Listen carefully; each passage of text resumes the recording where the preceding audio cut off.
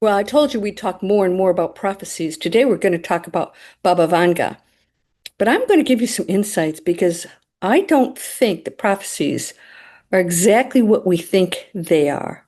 I'm going to give my take on it. It has to do with fear. It also has to do with the empowerment that's taking over the globe right now, recognizing what we are and how we control the future and what those prophecies have meant. I'm going to talk about Baba Vanga's prophecies about our present time and what is to come. I think you're going to like this. It goes right along with our spiritual advancement that's happening right now. Let's go.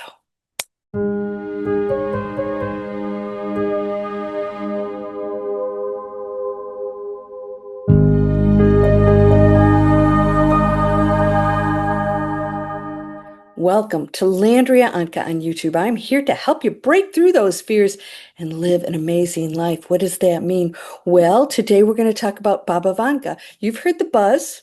Baba Vanga's double fire prophecy for 2025.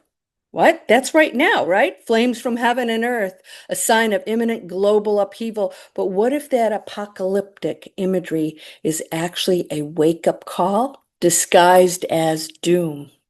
What if this prophecy is less about chaos and more about the cataclysm to live consciously again today?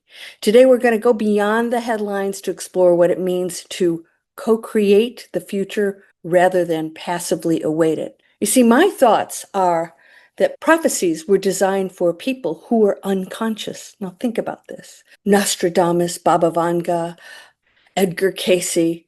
Through the centuries, there's been a lot of gloom and doom. I believe these were used to show us the reality that is possible, real realities that exist right now, to warn and to use fear amongst the people to make positive changes. Now, isn't that interesting? Because when we're told there's a cataclysmic future, what do we usually do? We want to make it better. If we were told it was going to be amazing and beautiful, we might slack off a little bit. But now we're waking up to the fact that we actually are fully in control. And that prophecy never has to come true. And we don't have to go into fear. We can actually look at it in the way that it was meant to be used. And that warning, this is possible. You can change it. So, Baba Vanga articles mention the double fire prophecy, interpreted as global disasters like wildfires, that's happening, earthquakes, or even cosmic events. A great light is supposed to appear, something really huge. That could mean an asteroid, it could mean anything, something that we can't even stop. Shall we sit in fear of it, or do we live our lives to the fullest and use it to inspire us? It may never happen.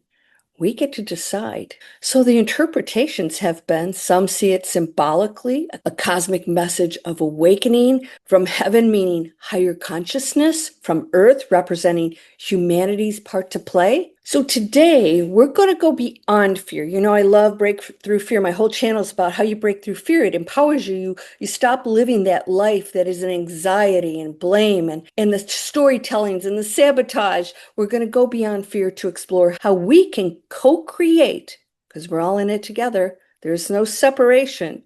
We can co-create a future that honors prophecy and empowers us. You see, some prophecies are meant to be because they are part of the teachings, the tests that allow us to evolve.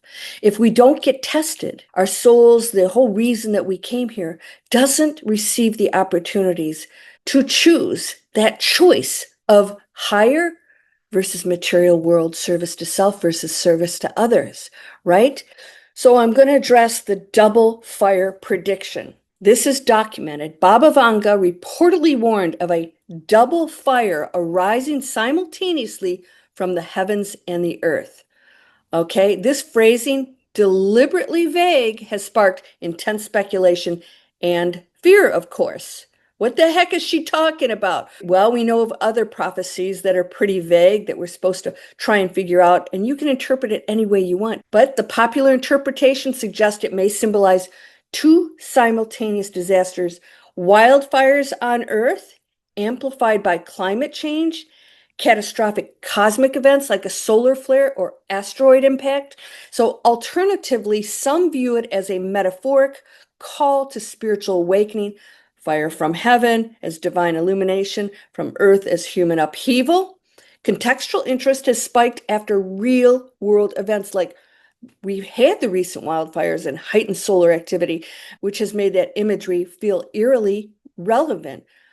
Hawaii, catastrophic. Los Angeles. We've had fires and floods everywhere. It's been heightened. Other predictions attributed to Vanga include European political fragmentation, alien contact. Yes, alien contact. Global war sparked by regional conflicts.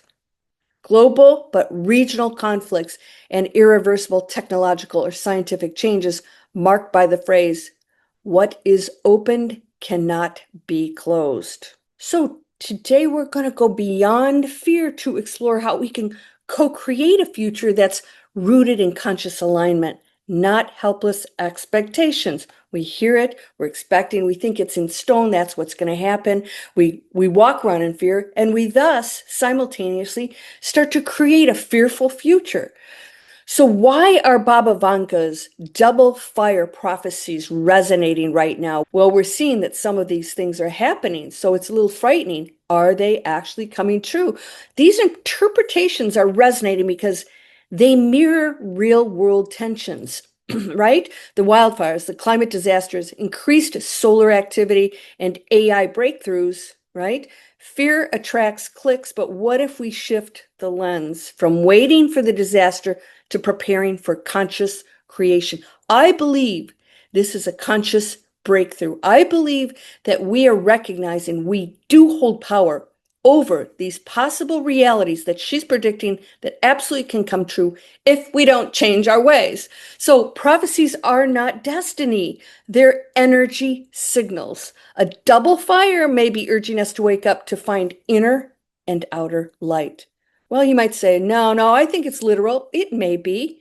But what if it is the inner and outer light, the double fire? Example, high priestess energy is surging in 2025, inviting us to trust our intuition and inner knowing. This is a spiritual empowerment moment and multiple awakening energies. I believe that we are waking up and changing the future. I believe the prophecies continually warned and warned and warned us. If you do not change, this is what you are destined for, because our actions have taken us to these prophecies and we're standing right at the precipice of great change. Will we accept them? Or will we change our future? And even though some of these things may come true, especially cosmic events, it doesn't mean that we have to live in chaos and fear. Shifts we're already co-creating. Let's talk about that. Spiritual renaissance. In places like Korea and Australia, modern traditions are being reimagined. Shamans using social media, modern witchcraft is rising for self-empowerment. We're recognizing we have to take control. Ethical AI futures. As experts warn of AI gaining consciousness, 20% probability by 2030, we're here to shape AI with heart and intention before it's too late. We can change how we interact with AI. It does not have to be a threat. It could be our best friend that will facilitate our ability to accelerate a community that works together with new inventions, healing, all kinds of creativity that brings joy and abundance in every way to all of humanity. AI can accelerate that if we make it so. So, how to co-create the future now? Let's talk about that. There are 3 empowering shifts you can make today. Number 1, turn fear into sacred fuel. I tell you, breakthrough fear means you don't get rid of it. You use it to motivate you because it is a human experience. It never goes away. No matter how awakened you are, you will still experience fear. You just no longer allow it to control you. So when fear rises, let it ignite your inner clarity, not your paralysis. Number 2, act with intention. So clarity turns into form, right? It does. What we do and we think and the actions we take create our future. Small, soulful steps align you with the future you want. Small, soulful steps. When you take big steps, sometimes you can't accept the new reality and you'll go back to the old ways. Small steps can get you there. So, number three, lead with conscious. Keyword, community. I talk about this all the time. We can't do anything alone. Those of you who are in digitalexplorers.net, we talk constantly about collaboration, community. We can have big dreams because we're not trying to do it by ourselves. We pull in everybody with all the various talents and skills and inspiration that gets us to where we want to be. And that's the space we want to go into. Don't wait for others to wake up. Be the spark that lights another soul's flame. So we're not blaming the people that aren't awakened. They're in the basement. They're doing this. They're doing. Be the fire, be the flame that lights the pathway, and others will see. And it is still their choice. And we must accept that if we want to live in a world that allows us to play out what we came here to learn, right? So if the double fire is the call to awaken, if it's the call to awaken, then we are the flame that illuminates the world. The future isn't given, we manifest it. Every person who has given a prediction of any kind tells you it's malleable. And my whole channel is to empower you, to tell you you can shift into that space and you will see and experience a different future. Others may not, yet we will exist on the same planet. There are unlimited dimensions right here. Things that we cannot see exist right in this room. Don't try to understand it. Just know that you can shift into any one reality you choose, but it is only your choice. No one else can stop you from that. So let's stop waiting in fear and start choosing our reality with clarity, courage, co-creation. Will you answer the call? If you feel called to create, not just witness your future, focus on these amazing opportunities right now to become the awakened, beautiful, perfect light being that you already are, and to dissolve and expel that which is not truly your form, but that which you're experiencing. Your jewels are in your pockets. Just reach in there. They're not out there. It's not something you have to go out. It's right here.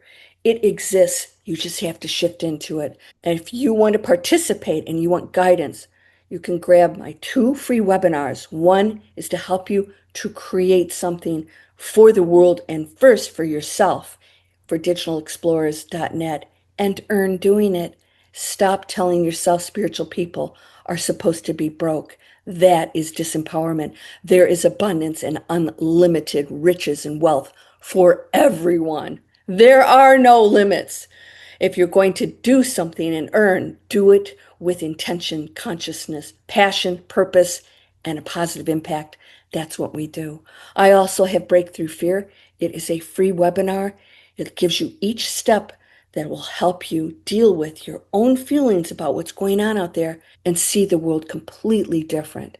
How will you co-create the future? Let's talk about it in the comments. I hope you'll subscribe for guidance that's going to fuel your empowerment and purpose. That's a whole intention of my channel, is to tell you we can do this. And those of you, if you want to better understand all that is, my book, Your Spiritual Butt Kick, Breakthrough Fear, it may be the last spiritual book you ever have to read, and that's right here. It's in Amazon. Come visit me. I'm giving you every opportunity to shift your mind and tap into the unlimited, amazing, perfect self that you are. You are whole and perfect, strong and powerful, loving, harmonious, and happy. Blessings to you, my friend. Namaste.